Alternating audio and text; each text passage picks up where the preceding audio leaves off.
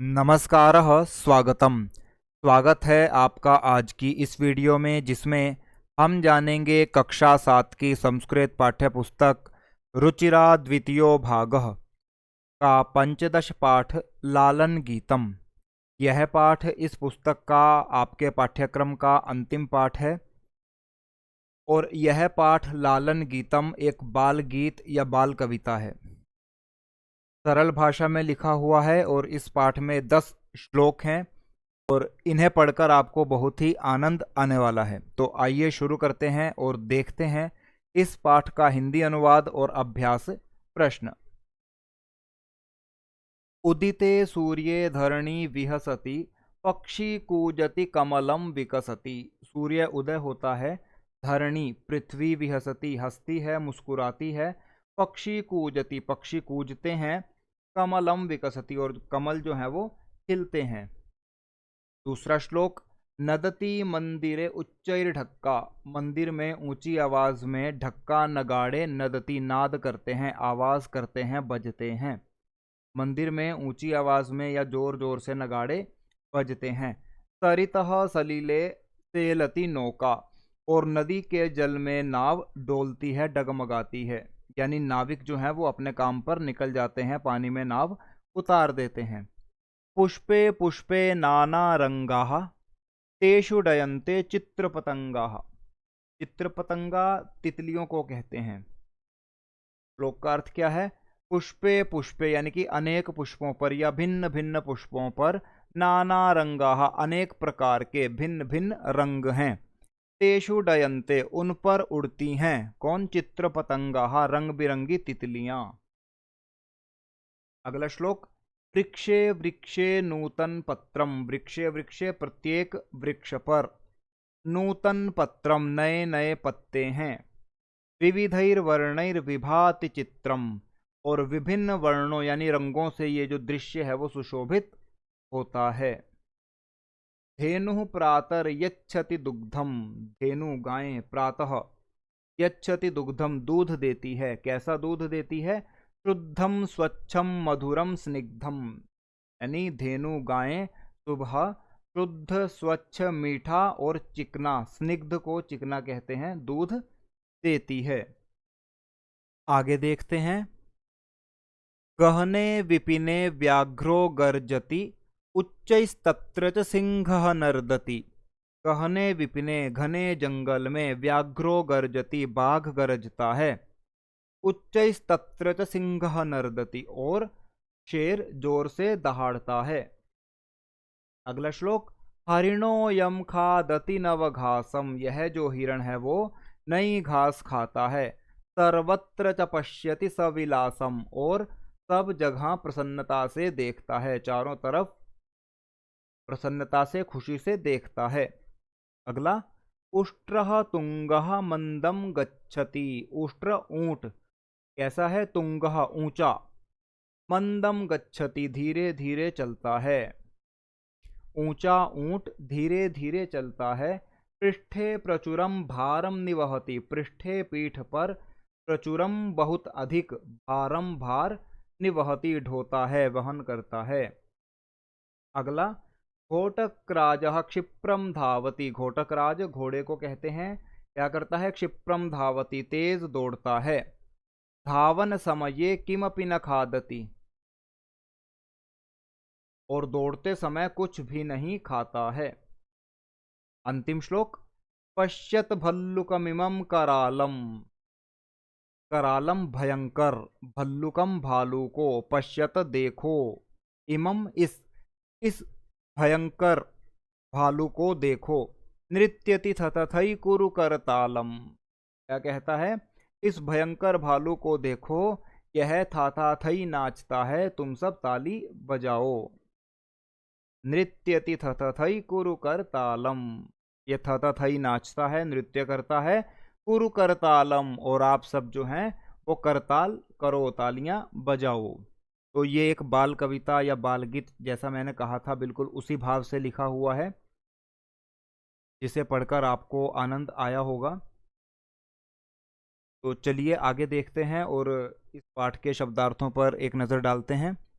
उदिते उगने पर या निकलने पर, नदति नाद करता है, आवाज या ध्वनि करता है, उच्चैहि ऊंची आवाज में या जोर से, धक्का नगाड़ा, सेलती डगमगाना या हिलता डुलते रहना, डयंते उड़ना, डयंते उड़ना, चित्रपतंगाः यह बताया था तितलियां, वर्णैहि रंगों के द्वारा या वर्णों से, विभाति सुशोभित होता है, स्निग्धम मुलायम या चिकना, गाय के दूध के बारे में आया था, गहने घने, विपिने जंगल में, नर्दति दहाड़ता है, तुंगः ऊंचा, निवहति ढोता है वहन करता है, क्षिप्रम जल्दी से या तेजी से, भल्लुकः भालू, करालम भयानक, करतालम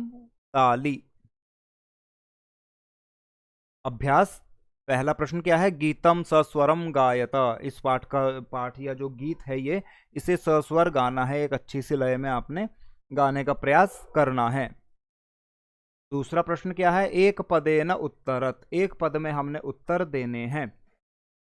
का विहसती, कौन मुस्कुराती है, कौन मुस्कुराती है, जब सूर्य उदय होता है तो सबसे पहले धरणी विहसती, पृथ्वी मुस्कुराती है। किम विकसती, और क्या खिलता है, कमलम विकसती। व्याघ्र कुत्र गर्जती, व्याघ्र कहाँ पर गरजता है, गहने विपिने, घने जंगल में। हरिणः किम खादती, हिरण क्या खाता है, नवघासम। मंदम कह गच्छति, धीरे धीरे कौन चलता है, उष्ट्रः। आप तुंगः भी लगा सकते हो, तुंगः उष्ट्रः, ऊंचा ऊंट। अगला प्रश्न, रेखांकित पदानि अधिकृत्य प्रश्न निर्माणम कुरुत। मुझे लगता है कि सारा पाठ्यक्रम पढ़ने के बाद अब आप लोग ये प्रश्न करने में निपुण हो गए होंगे। केवल उत्तर पर बात करेंगे। नौका का, पुष्पेषु केषु, उष्ट्रः कः, धावन समये कदा, सूर्ये कस्मिन्। एक बार देख लीजिए, नौका स्त्रीलिंग शब्द है, एक वचन है तो हमने उसके स्थान पर का लगाया है। पुष्पेषु नपुंसक लिंग शब्द है, सप्तमी विभक्ति बहुवचन, केषु। उष्ट्रः पुल्लिंग शब्द है, प्रथमा विभक्ति एक वचन, कः धावन समये, सप्तमी विभक्ति एक वचन, कदा कब, समय के अर्थ में हम कब पूछेंगे। सूर्य पुल्लिंग शब्द है, सप्तमी विभक्ति लगी है तो कस्मिन्। अगला प्रश्न देखते हैं। मंजुषातः समानार्थक पदानि चित्वा लिखत, समानार्थक पदों को चुनकर लिखना है। सबसे पहले क्या है, धरणी पृथ्वी, करालम भयंकरम, सलिले जले, विपिने वने, हरिणः मृगः, मंदिरे देवालये। ये प्रश्न मुझे लगता है बहुत ही सरल है और आप सब अपने आप से इसे कर सकते हैं। अगला प्रश्न देखते हैं।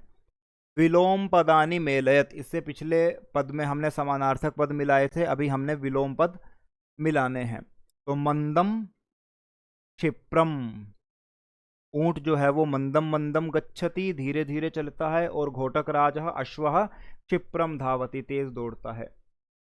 नीचैहि उच्चैहि, कठोरः स्निग्धः, कठोर यानी सख्त, और स्निग्धः चिकना या मुलायम। पुरातनम नूतनम, पुरातन पुराना, नूतन नया। अपर्याप्तम पर्याप्त। यह भी सरल प्रश्न था। अगला प्रश्न देखते हैं। उचित कथना नाम समक्षम आम, अनुचित कथना नाम समक्षम न इति लिखत। हमने पाठ को पढ़ा है, उसी के आधार पर यहाँ पर कुछ वाक्य हैं जो यदि पाठ के अनुसार सही हैं तो उनके आगे आम लगाना है, और यदि नहीं है तो उनके आगे न लगाना है। धावन समये अश्वः खादति, दौड़ते समय घोड़ा खाता है, ये गलत है, न आएगा। उष्ट्रः पृष्ठे भारम न वहति, ऊंट पीठ पर भार नहीं ढोता, ये भी गलत है, वो ढोता है तभी धीरे धीरे चलता है, तो न आएगा।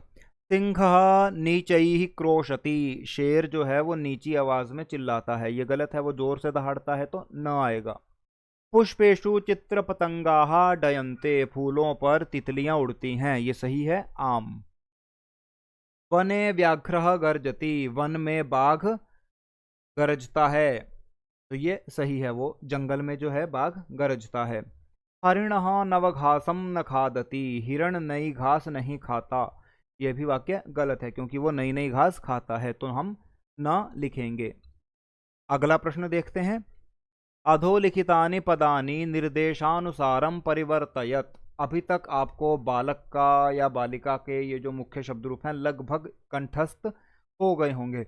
इसी के आधार पर इन्होंने हमें कुछ विभक्तियां और वचन बताए हैं, हमने शब्द को उसी में परिवर्तित करना है। जैसे चित्र पतंगः प्रथमा विभक्ति के बहुवचन में हमने बनाना है, तो बालक के अनुसार क्या बनेगा? बालकः, बालकौ, बालकाः। तो चित्र पतंगः, चित्र पतंगौ, चित्र पतंगाः। इसी तरह आपने बाकी शब्दों को बनाने का प्रयास करना है। तो पहला क्या है? भल्लुकः, तृतीया विभक्ति एक वचने, तो बालक से क्या बनता है? बालकेन। तो भल्लुकः से क्या बनेगा? भल्लुकेन। इसके लिए आपको बालक का या बालिका का जो मुख्य शब्द रूप है पुल्लिंग और स्त्रीलिंग का एक एक कंठस्थ होना आवश्यक है। उष्ट्रः पंचमी विभक्ति द्विवचन, तो क्या बनेगा? बालक से बालकाभ्याम बनता है, उष्ट्रः से उष्ट्राभ्याम। हरिणः सप्तमी विभक्ति बहुवचन, बालक से बालकेषु, हरिणः से हरिणेषु। व्याघ्रः द्वितीया एक वचने, बालक से बालकम, व्याघ्रः से व्याघ्रम। घोटकराजः संबोधन एक वचन, बालकः से हे बालक। पीछे जो विसर्गे लगी हैं वो हट जाएंगी और उसके अंत में एक विस्मयादि बोधक का चिन्ह आएगा, तो घोटक राज। आप हे घोटक राज भी लिख सकते हैं, वो भी बिल्कुल सही है। अगला प्रश्न देखते हैं। चित्रं दृष्ट्वा मंजुषातः पदानि च प्रयुज्य वाक्यानि रचयत। चित्र को देखकर और मंजूषा से पदों को चुनकर वाक्यानि रचयत, वाक्य बनाएं। तो चित्र को ध्यान से देखिए। सूर्य जो है वो उदय हो रहा है, आकाश में पक्षी उड़ रहे हैं और कुछ पुष्प खिले हुए हैं, उन पर तितलियां भी उड़ रही हैं और बालक जो है वो खेल रहे हैं। पहला वाक्य ऊपर के हुए पदों से ही जोड़कर हमने बनाना है। तो सबसे पहले सूर्य उदेति, सूर्य उदय हो रहा है। दूसरा वाक्य खगाहा कूजंती, पक्षी जो है वो कूज रहे हैं, आवाज कर रहे हैं, कलरव कर रहे हैं, चहचहा रहे हैं। तीसरा वाक्य बालाहा क्रीडंती, जो बच्चे हैं वो खेल रहे हैं। चौथा वाक्य कमलानि विकसंती, जो कमल के फूल हैं वो विकसित हो रहे हैं, खिल रहे हैं और उन फूलों पर क्या हो रहा है? चित्र पतंगाहा डयन्ते, तितलियां उड़ रही हैं। तो इस तरह से हमने छोटे छोटे वाक्यों को यहाँ पर इन पदों का प्रयोग करके बनाया है। इन्हीं पदों का प्रयोग करके आप अपने अनुसार जो है वो बड़े वाक्य भी बना सकते हैं, लेकिन जितने पद इस मंजूषा में दिए गए हैं उसके अनुसार यहाँ पर जो वाक्य बन सकते थे वो मैंने बनाए हैं। इसका आपने अभ्यास करना है, पाठ को अच्छे से पढ़ना है और प्रयास करना है कि सस्वर आप इसे याद कर सकें। ये पाठ इस आपके पाठ्यक्रम का अंतिम पाठ था और ये प्रश्न 8वां इस पाठ का अंतिम प्रश्न है। यहाँ पर यह पाठ समाप्त होता है और साथ ही आपकी पुस्तक रुचिरा द्वितीयो भागः भी यहाँ पर समाप्त होती है। आपने इसका अच्छे से अभ्यास करना है और अगली कक्षा में जाकर जो भी पाठ आपके पास आएंगे उनका बड़े अच्छे से आपने अभ्यास या अध्ययन करना है। तब तक के लिए धन्यवाद।